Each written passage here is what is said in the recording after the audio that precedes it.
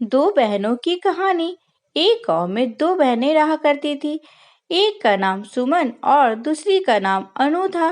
कहने पर तो वह दोनों सगी बहनें तो थी, पर उनके व्यवहार में रात दिन का अंतर था।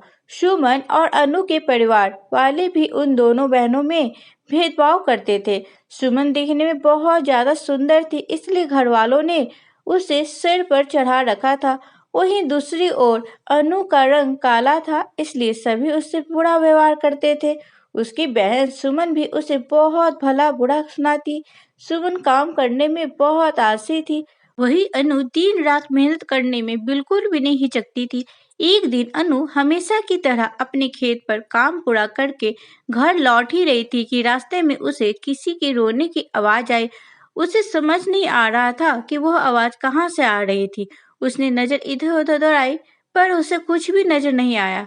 फिर उसे ऐसा लगा कि जैसे कि कोई झरने के पास बैठा हो। वह फुर्ती से उस सुंदर झरने के पास भागी। वहां पहुंचने पर उसने देखा कि एक खूबसूरत हंस घायल हुआ पड़ा था।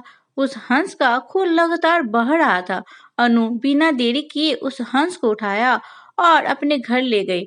उसने कई दिनों तक उस हंस की पूरे तन मन से सेवा की। अनु की उचित देखभाल से वह हंस पुनः रूप से स्वस्थ हो गया।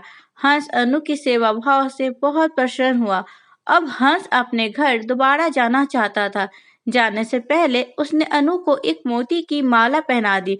उसने अनु से कहा कि इस माला को मेरा आशीर्वाद समझना, और फिर वह हंस वहां से उड़ गया।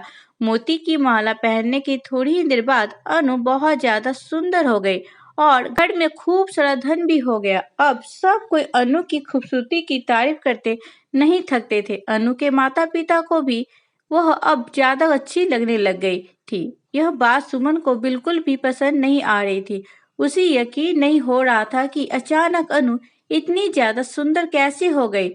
उसे अनु से ईर्ष्या होने लगी। उसने अनु से अपनी सुंदरता और धन का राज पूछा तो उसने अनु को सारी कहानी बता दी। अब सुमन को पता चल चुका था कि अनु की खूबसूरती का राज क्या था। एक रात जब सब चैन की नींद सो रहे थे, तो सुमन चुपके से अनु के कमरे में आ गई।